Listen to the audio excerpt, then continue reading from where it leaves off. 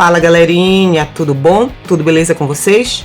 Sejam bem-vindos ao canal Conecta Bio. Eu sou a professora Tatiane Mota e neste momento nós vamos resolver a questão de número 104 do Enem 2022 da prova azul. Bom galera, essa é uma questão que fala sobre fisiologia, sistema endócrino e histologia, mais especificamente falando sobre doping sanguíneo. Vamos para o enunciado da questão. Diversas substâncias são empregadas com a intenção de incrementar, ou seja, de aumentar o desempenho esportivo de atletas de alto nível. O chamado doping sanguíneo, e o que é o doping?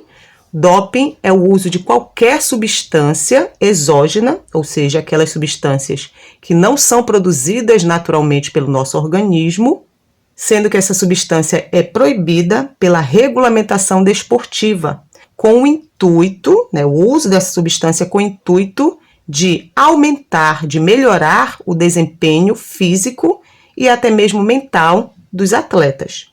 Então, o chamado doping sanguíneo, por exemplo, pela utilização da eritropoietina, que é um hormônio glicoproteico, é proibido pelas principais federações de esportes no mundo. A eritropoietina é um hormônio produzido pelos rins e pelo fígado, principalmente nos rins, e sua principal ação é regular o processo de eritropoiese. E o que é a eritropoiese? A eritropoiese nada mais é do que o processo de produção de eritrócitos, ou seja, de hemácias. Eritro lembra eritrócitos, tá? Que é a mesma coisa que hemácias e glóbulos vermelhos. Seu uso administrado intravenosamente em quantidades superiores àquelas presentes naturalmente no organismo, permite que o indivíduo aumente a sua capacidade de realização de exercícios físicos, ou seja, permite que haja um melhoramento no desempenho físico, no desempenho esportivo dos atletas que fazem uso dessa substância. Tudo bem? Vamos para o comando da questão. Esse tipo de doping, o doping sanguíneo, através do uso da eritropoietina, está diretamente relacionado ao aumento do quê, gente? Então, o que a gente observou aqui pelas informações trazidas pelo texto? Que a eritropoietina, também conhecida como EPO, que é produzida pelos rins e pelo fígado, essa substância é lançada onde? Na corrente sanguínea. Ela é lançada no sangue, é um hormônio, lançado no sangue, que vai atuar no seu órgão-alvo. Qual é o órgão-alvo? A medula óssea. A medula óssea vermelha. E lá na medula óssea, esse hormônio irá estimular um aumento na produção de hemácias ou eritrócitos. Esse hormônio irá estimular células pluripotentes, mais especificamente os mielócitos, as células mieloides, a se diferenciarem em hemácias. E as hemácias são células que contêm uma proteína extremamente importante, denominada hemoglobina. As hemácias contêm hemoglobina. E qual é a função da hemoglobina?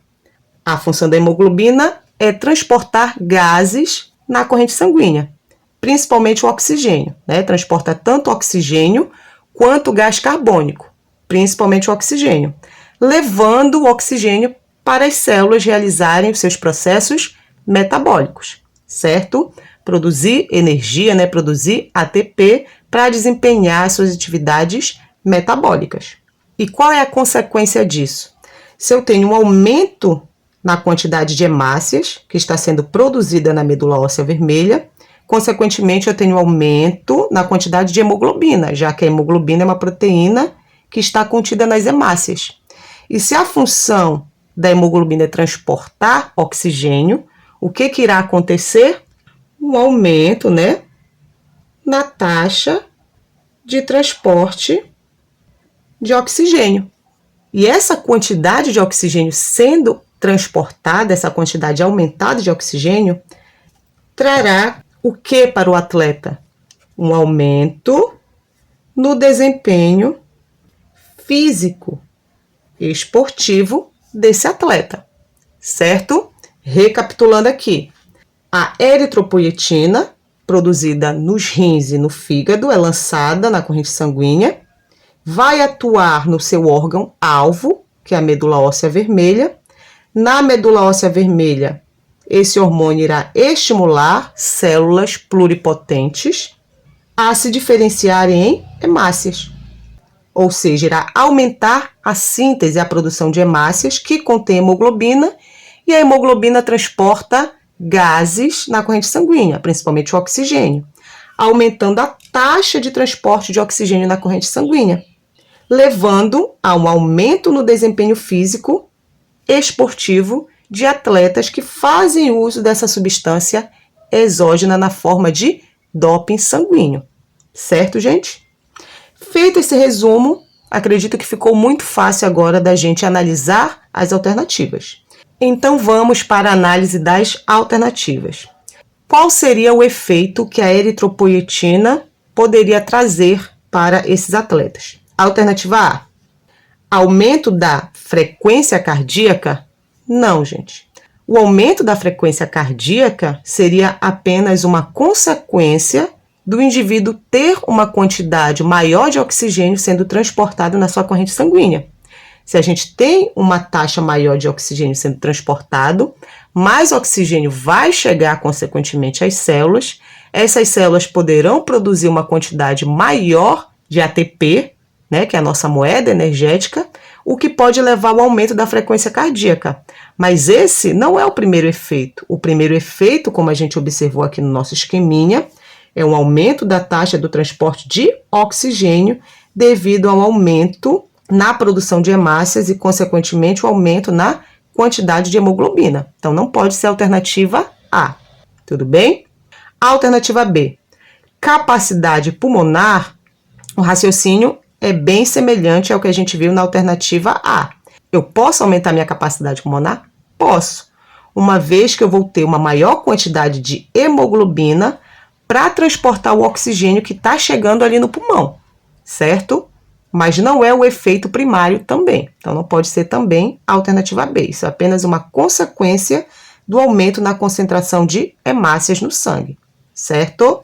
A alternativa C: aumento da massa muscular do indivíduo? Também não. Eu posso ter o aumento da massa muscular desse atleta?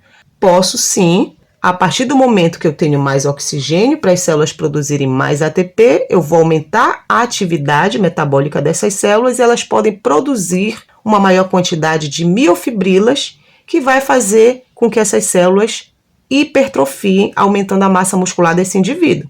Mas não é também o efeito primário, tá, da ação da eritropoietina. Tudo bem? Então não pode ser também a alternativa C. A alternativa D: aumento da atividade anaeróbica da musculatura? Anaeróbica não. Se eu estou aumentando a taxa de transporte de oxigênio, se eu tenho mais oxigênio sendo transportado, eu não vou aumentar a atividade anaeróbica. Essa alternativa aqui ela é a mais absurda de todas, tudo bem? Não pode ser a alternativa D. Então, só nos resta a alternativa E: aumento da taxa de transporte de oxigênio no sangue, que eu coloquei aqui para vocês. Aumento da taxa de transporte de oxigênio no sangue. Por que está aumentando essa taxa de transporte de oxigênio? Porque tenho mais hemácias. Se eu tenho mais hemácias, eu tenho mais hemoglobina, que é a proteína que irá transportar esse oxigênio.